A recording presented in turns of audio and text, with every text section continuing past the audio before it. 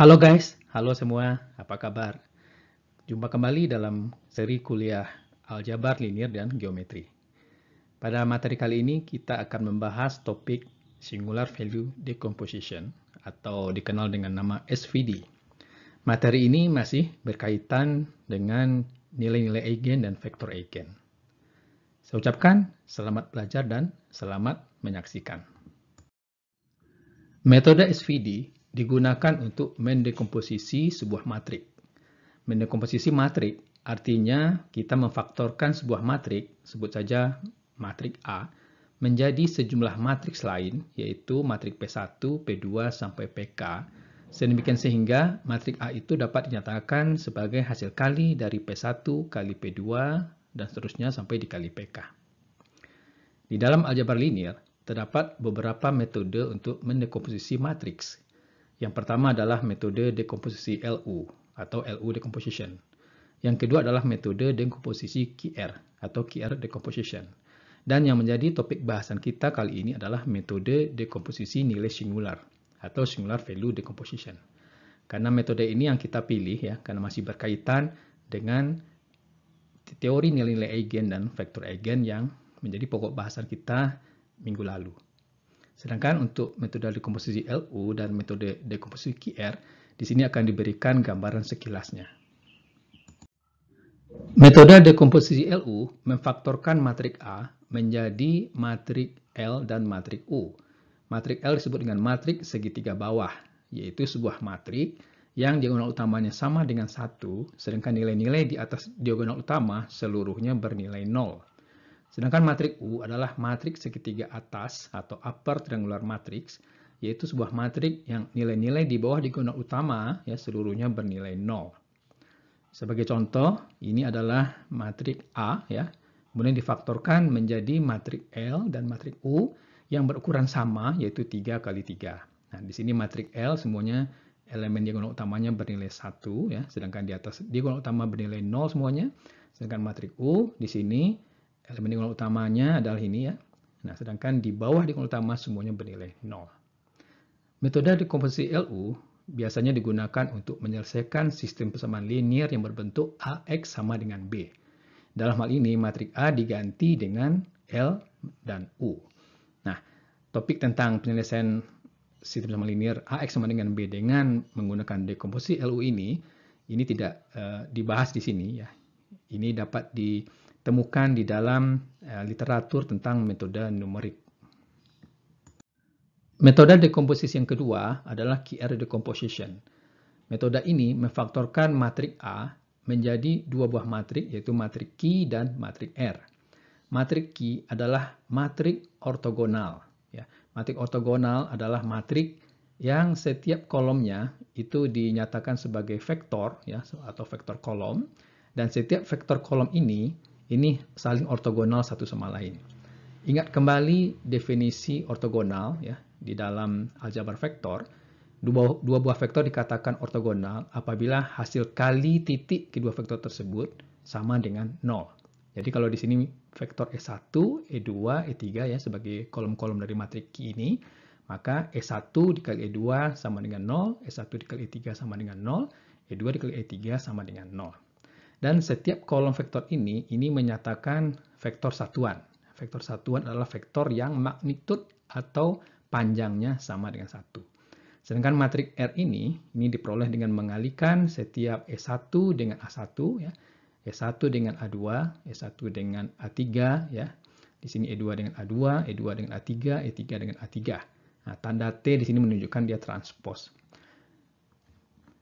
Dan matrik R ini juga disebut sebagai matrik segitiga atas. Sebagai contoh ini matrik A. Nah, ini difaktorkan menjadi matrik Q ya. Di sini setiap kolomnya kolom vektor ini adalah vektor satuan ya. Vektor yang panjangnya sama dengan 1. Nah, ini matrik R. Metode dekomposisi yang ketiga yang menjadi topik kita kali ini adalah metode singular value decomposition atau SVD. Ingat kembali di dalam materi nilai eigen dan vektor eigen yang sudah kita bicarakan minggu lalu, yaitu pada pokok bahasan diagonalisasi, kita sudah mempelajari bahwa sebuah matrik bujur sangkar A yaitu matrik yang berukuran n kali n, dapat difaktorkan menjadi hasil kali dari matrik E dikali matrik D dikali dari balikan matrik E atau inverse matrik E. Dalam hal ini, matrik E ini adalah matrik yang kolom-kolomnya diperoleh dari vektor-vektor basis ruang eigen dari matrik A. Jadi kalau vektor-vektor basis ruang eigen dari matrik A itu adalah E1, E2, sampai En, maka setiap kolom matrik E itu adalah diperoleh dari vektor-vektor basis tersebut, yaitu E1, E2, sampai En. Sedangkan D ini adalah matrik diagonal. Sedemikian sehingga D ini sama dengan balikan E dikali A dikali E. Nah, pemfaktoran A menjadi E dikali D dikali balikan E ini hanya berlaku untuk matrik buju sangkar atau matrik persegi yang berukuran N kali N, panjang dan lebarnya sama. Bagaimana cara memfaktorkan matrik yang non buju sangkar, yaitu yang berukuran M kali N? Padahal kita tahu bahwa matrik non buju sangkar tidak dapat kita hitung nilai eigen maupun vektor eigennya.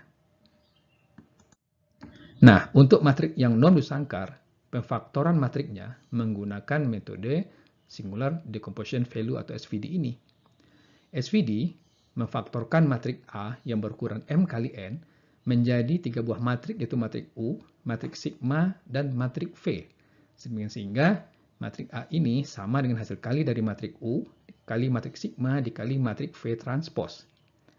U adalah matrik ortogonal yang berukuran M kali M. Sedangkan V, ya, yang ini, itu adalah matrik ortogonal yang berukuran N kali N. Dan sigma, ini adalah matrik yang berukuran M kali N, yang elemen-elemen diagonal utamanya itu adalah nilai-nilai singular dari matrik A. Sedangkan elemen-elemen yang bukan diagonal ini bernilai 0. Nah, apa yang disebut dengan nilai-nilai singular? Akan dijelaskan pada slide-slide berikut ini. Jadi sebagai gambarannya, misalkan ini adalah matrik M yang berukuran M kali N, yaitu M baris dan N kolom, difaktorkan menjadi matrik U yang berukuran M kali M, yaitu M baris dan M kolom, dan matrik sigma yang berukuran M dikali N, yang diagonal utamanya di sini yang berwarna kuning ini adalah nilai-nilai singular ya dari matrik M. Sedangkan elemen lainnya itu adalah 0. Kemudian matrik V transpose yang berukuran N kali N, ya, N baris dan N kolom. Apa yang dimaksud dengan diagonal utama matriks yang berukuran M kali N? Selama ini kita hanya mengenal bahwa diagonal utama sebuah matrik hanya didefinisikan pada matrik persegi atau matrik buju sangkar yang berukuran N kali N. Elemen-elemen diagonal utamanya terletak pada posisi I, I dari 1, 2, 3, sampai N. Jadi kalau matrik yang berukuran 3 kali 3, maka elemen diagonal utamanya adalah pada posisi 1,1, ya, 2,2, 3,3. Nah, untuk matrik yang bukan buju sangkar yang berukuran M kali N, maka diagonal utama matrik tersebut didefinisikan pada garis yang dimulai pada sudut kiri atas, ya, terus bergerak ke bawah sampai sejauh mungkin. Nah, begitu juga untuk matrik seperti ini dimulai dari sudut kiri atas, ya, lalu bergerak ke bawah sejauh mungkin. Berarti sampai di sini, ya, diagonal utamanya ini. Pada bagian sebelumnya, sudah dijelaskan apa yang dimaksud dengan matrik ortogonal. Nah, di sini kita ulang kembali. Matrik ortogonal adalah matriks yang kolom-kolomnya adalah vektor-vektor yang saling ortogonal satu sama lain. Yaitu hasil kali titik atau dot produknya sama dengan 0. Jika vektor-vektor kolom dari matrik tersebut merupakan vektor satuan, maka matrik ortogonal tersebut dinamakan juga matrik ortonormal. Nah, vektor satuan adalah vektor yang dinormalisasi dengan panjang atau magnitudnya, ya, sehingga memiliki panjang atau magnitud sama dengan 1. Jadi elemen-elemen pada vektor tersebut kita bagi dengan panjangnya atau magnitudnya, ya, sehingga nantinya vektor tersebut akan memiliki panjang atau magnitud sama dengan 1. Jadi jika Q adalah matrik ortogonal yang berukuran M kali N, dan kolom-kolom matrik Q adalah vektor-vektor satuan V1, V2, sampai Vm, maka hasil kali titik Vi kali Vj sama dengan 0 untuk I tidak sama dengan J. Atau dapat juga dikatakan bahwa Q adalah matrik ortogonal jika Q transpose dikali Q sama dengan I. I adalah matrik identitas. Nah, kalau ini lebih jelas lagi tentang matrik ortogonal, misalkan Q adalah sebuah matrik yang setiap kolom-kolomnya kita sebut sebagai vektor kolom V1, V2, sampai Vn. Setiap vektor ini satu sama lain saling ortogonal, yaitu hasil kali titik dua buah vektor Vi dan Vj ini akan bernilai 0 jika I tidak sama dengan J, dan bernilai 1 jika I sama dengan J. Itu hasil kali vektor dengan dirinya sendiri, sama dengan 1.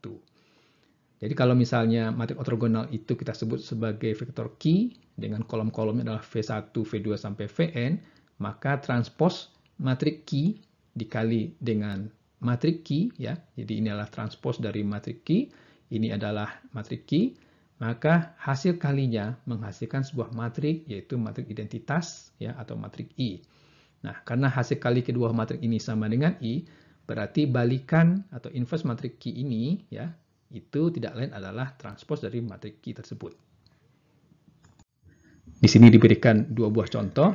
Misalkan ini adalah matrik Q, ya, yang berukuran 3 kali 3, dan ini adalah matrik transposnya. Nah, ingat lagi definisi matrik transpos, yaitu baris dijadikan kolom, ya. Jadi baris pertama dijadikan kolom ke-1, baris kedua dijadikan kolom kedua, dan baris ketiga dijadikan kolom ketiga. Hasil kali matrik Q transpos ini dikalikan dengan Q, hasilnya adalah sebuah matrik identitas, ya.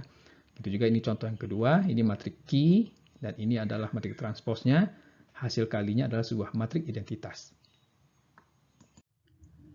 Singular value decomposition atau dekomposisi nilai-nilai singular. Apa yang dimaksud dengan nilai-nilai singular sebuah matrik? Misalkan A adalah sebuah matrik yang berukuran M kali N. Jika lambda 1, lambda 2, sampai lambda N adalah nilai-nilai eigen dari matriks A transpos dikalikan A, maka sigma 1 sama dengan akar lambda 1, sigma 2 sama dengan akar lambda 2, dan seterusnya sampai sigma N sama dengan akar lambda N, ini disebut dengan nilai-nilai singular dari matrik A.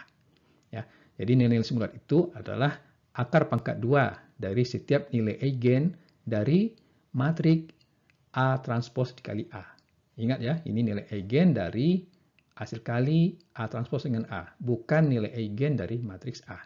Karena matrik A yang berukuran M kali N, ini tidak dapat kita hitung nilai-nilai eigennya. Di sini kita mengasumsikan bahwa setiap nilai-nilai eigen ini bernilai tak negatif. Dan kita urutkan dari nilai eigen yang terbesar, ya, lambda 1 lebih besar sama dengan lambda 2, dan seterusnya sampai lambda N. Nah, maka sigma 1-nya tentu akan lebih besar sama dengan sigma 2, dan seterusnya, ya, sampai lebih besar dari sigma N, dan ini akan lebih besar sama dengan 0. Ada sebuah teorema yang mengatakan bahwa jika A adalah matrik yang berukuran M kali N, maka hasil kali A transpos dengan A ini dapat didiagonalisasi dan ortogonal, ya. Kemudian nilai-nilai eigen dari matrik A transpos kali A ini non negatif. Artinya semuanya positif atau 0. Sebagai contoh, tentukan nilai-nilai singular dari matrik A yang berukuran 3 kali 2 sebagai berikut. Mula-mula kita hitung hasil kali matrik A transpos dengan matrik A. Jadi ini adalah matrik A-nya, ini matrik transposnya. Hasil kalinya adalah sebuah matrik yang berukuran 2 kali 2 seperti ini. Kemudian kita hitung nilai-nilai eigen dari matrik 2, 1, 1, 2 ini, ya. Yaitu, ingat kembali cara menghitung nilai eigen, yaitu kita hitung determinan lambda I dikurang dengan matrik ini, ya, yaitu matrik A transpos kali A dikali dengan vektor X, ini sama dengan 0, ya.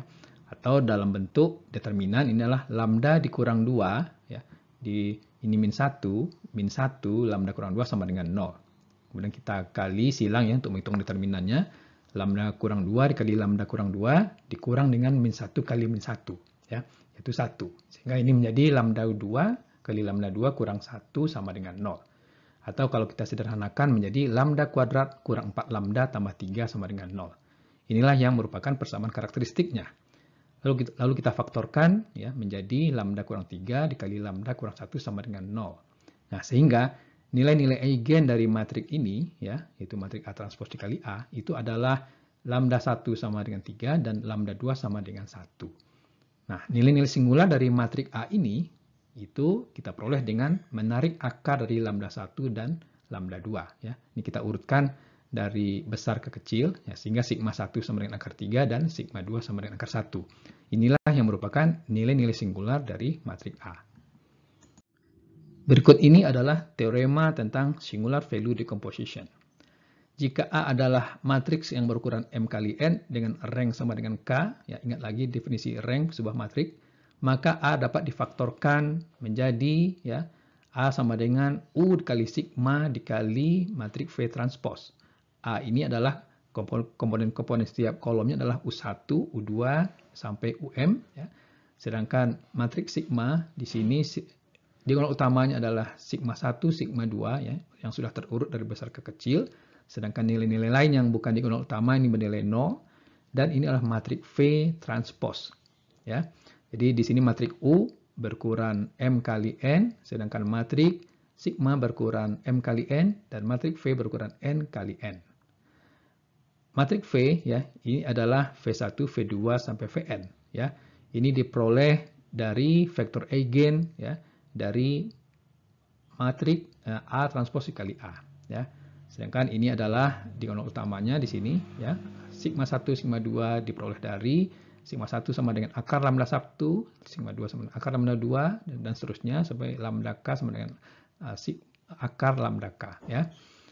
Nah, kemudian vektor-vektor kolom dari vektor V yang di sini itu harus diurutkan ya berdasarkan nilai sigmanya dari besar ke kecil. Nah, sedangkan vektor U1, U2 ya yang menjadi kolom-kolom dari vektor U ini itu dapat diperoleh dari perkalian matriks A dengan VI dibagi dengan norma ya atau magnitud dari A dikali VI ya sama dengan 1 dibagi sigma I dikali A VI ya. U1, U2 sampai UK ini adalah basis ortonormal dari kolom ya matriks A. U1, U2 sampai UM ini adalah perluasan dari U1, U2 sampai UK. Ya. Nah, vektor-vektor U1, U2 sampai UM ini disebut dengan vektor singular kiri. Ya. Sedangkan vektor-vektor V1, V2 sampai Vn disebut dengan vektor singular kanan. Ya. Jadi kalau A ini sama dengan U dikali sigma dikali V transpose, maka matriks U ini setiap kolomnya ini adalah vektor-vektor singular kiri. Sedangkan matriks V transpose ini setiap kolomnya adalah vektor-vektor singular kanan. Sedangkan matriks sigma ini berisi nilai-nilai singular. Berikut ini adalah langkah-langkah atau algoritma SVD dalam mendekomposisi matriks A yang berukuran M kali N menjadi matriks U, matriks sigma, dan matriks V. Untuk vektor singular kiri, kita hitung nilai-nilai eigen dari hasil kali matriks A dengan A transpose. Nah, di sini kita dapat menentukan rank matriks A, yaitu banyaknya nilai-nilai eigen dari A dikali A transpose tersebut, yaitu kita sebut nilai eigennya adalah sebanyak K. Kemudian kita tentukan vektor-vektor eigen U1, U2 sampai UM yang akan menjadi kolom-kolom dari matriks U. Nah, vektor eigen U1, U2 sampai UM ini berkoresponden dengan nilai-nilai eigen yang sudah kita peroleh dari langkah pertama ini. Lalu kita normalisasi U1, U2 sampai UM dengan cara setiap komponen vektornya kita bagi dengan panjang vektor tersebut. Di sini kita memperoleh matriks U. Kemudian untuk vektor singular kanan, kita hitung nilai-nilai eigen dari matriks hasil kali A transpose dengan A. Lalu tentukan nilai-nilai singularnya, yaitu akar pangkat 2 dari nilai-nilai eigen tersebut. Kemudian tentukan vektor-vektor eigen V1, V2 sampai Vn yang akan menjadi kolom-kolom matriks V. Nah, vektor-vektor eigen V1, V2 sampai Vn ini berkoresponden dengan nilai-nilai eigen yang kita peroleh dari langkah ketiga. Lalu kita normalisasi V1, V2 sampai Vn dengan cara setiap komponen vektornya dibagi dengan panjang vektor. Di sini kita memperoleh matriks V. Lalu kita transposkan matriks V sehingga menjadi V transpose. Nah, matriks sigma itu yang berukuran M kali N, ya, itu elemen-elemen diagonalnya adalah nilai-nilai singular dari matriks A ya, dengan susunan dari besar ke kecil. Nilai-nilai singular di dalam matriks sigma ini adalah akar pangkat 2 dari nilai-nilai eigen yang tidak nol ya, dari A transpose dikali dengan A, ya, yaitu hasil dari langkah 3 ini. Nah, maka akhirnya kita berhasil memfaktorkan matrik A ini menjadi matrik U dikali matrik sigma dikali dengan matrik V transpos. Agar lebih jelas, perhatikan contoh 2 berikut, yaitu faktorkan matriks A yang berukuran 2 kali 3 seperti ini dengan metode SVD. Kita hitung terlebih dahulu vektor singular kiri, yaitu kita kalikan matrik A dengan matrik A transpos, yaitu ini matrik A, ini matrik transpos dari A, ya. Hasil kalinya adalah sebuah matrik yang berukuran 2 kali 2, yaitu elemennya adalah 11, 1, 1, 11. Kemudian kita tentukan nilai-nilai eigen dari matrik ini, ya, yaitu nilai eigennya adalah lambda 1 sama dengan 12 dan lambda 2 sama dengan 10. Nah, ini sudah terurut dari besar ke kecil, ya. Jadi rank matrik A ini adalah banyaknya nilai eigen, ya, yaitu sama dengan 2. Kemudian kita akan menentukan vektor-vektor eigen yang akan menjadi kolom-kolom dari matrik U. Yaitu kita selesaikan sistem semahan linear lambda I dikurang matrik A dikali A transpos dikali dengan vektor X sama dengan 0. Ya, di sini kita memperoleh sebuah sistem persamaan linear homogen, yaitu lambda kurang 11, kemudian min 1 lambda kurang 11 dikali dengan vektor X1, X2 sama dengan 0. Kemudian kita substitusikan setiap nilai eigen, ya, pada sistem samahan linear homogen tersebut. Untuk lambda sama dengan 12 diperoleh sistem samahan linearnya seperti ini, ya. Yaitu kita substitusikan 12 kurang 11, ya, 12 kurang 11 yaitu 1 min 1 min 1 1. Ya. Kita peroleh di sini sistem samahan linearnya adalah X1 kali X1 ditambah min 1 kali X2 sama dengan 0. Dan min 1 kali X1 ditambah 1 kali X2 sama dengan 0. Nah, kedua persamaan linear ini sama, yaitu X1 sama dengan X2. Nah, sehingga solusinya ini, ya, banyak, ya, dalam bentuk parametrik. Ya, misalkan X2 sama dengan T, maka X1 sama dengan T.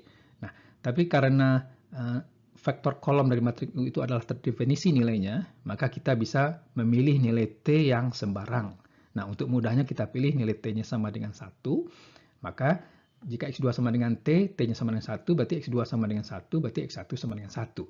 Sehingga vektor eigennya itu adalah, ya, X sama dengan X1, X2, 1, 1. Nah, ini akan menjadi vektor U1, ya, 1, 1. Dengan cara yang sama, untuk nilai eigen lambda sama 10, ya, kita substitusikan ke sini. Kita peroleh sistem samahan linearnya adalah min 1 kali X1 dikurang 1 kali X2 sama dengan 0.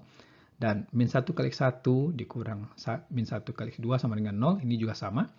Sehingga di sini kita peroleh X1 sama dengan min X2. Nah, misalkan X1 sama dengan 1, maka X2 sama dengan min 1. Jadi vektor eigen yang kedua itu adalah X1, X2, 1 min 1, yaitu ini akan menjadi vektor U2. Ya, 1 min 1. Selanjutnya kita normalisasi vektor U1 dan U2 ini dengan cara membagi setiap komponennya dengan magnitud atau norma atau panjang dari vektor U tersebut. Ya. Jadi untuk vektor U1, ya, vektor satuan U1, ya, kita beri tanda topi di sini untuk menyatakan vektor satuan. Ini diperoleh dengan cara, ya, vektor U1, ya, setiap komponennya kita bagi dengan magnitud dari U1. Nah, magnitud atau panjangnya adalah akar dari 1 kuadrat ditambah 1 kuadrat itu akar 2. Ya. Jadi vektor U 1 1,1 dibagi dengan akar 2, berarti 1 per akar 2 per 1 akar 2. Dan U2 dengan cara yang sama, kita bagi dengan magnitudnya, yaitu juga sama, yaitu akar 2. 1, min 1 dibagi dengan akar min 2, berarti 1 per akar 2 dan min 1 per akar 2. Ya.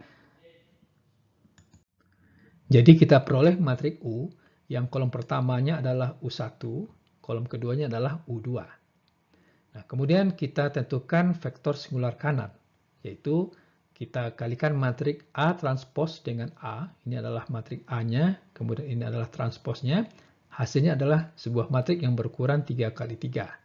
Nah, lalu kita tentukan nilai-nilai eigen dari matrik ini, ya, yaitu nilai eigennya ada 3 buah, lambda 1 sama dengan 12, lambda 2 sama dengan 10, dan lambda 3 sama dengan 0. Nah, ini terurut dari besar ke kecil. Nah, perhatikan bahwa nilai eigen ini sama dengan nilai eigen dari A dikali A transpos, ya, yaitu nilai eigen yang tidak nolnya. Nah, nilai-nilai singular dari nilai eigen yang tidak nol itu adalah sigma 1 sama dengan akar 12 dan sigma 2 sama dengan akar 10. Lalu vektor-vektor eigen yang bersesuaian dengan setiap nilai eigen lambda 1, lambda 2, lambda 2, dan lambda 3 itu adalah V1, 1, 2, 1, V2 sama dengan 2, min 1, 0, dan V3 sama dengan 1, 2, min 5. Selanjutnya kita normalisasi vektor V1, V2, V3 dengan cara membagi setiap komponen vektornya dengan magnitudnya.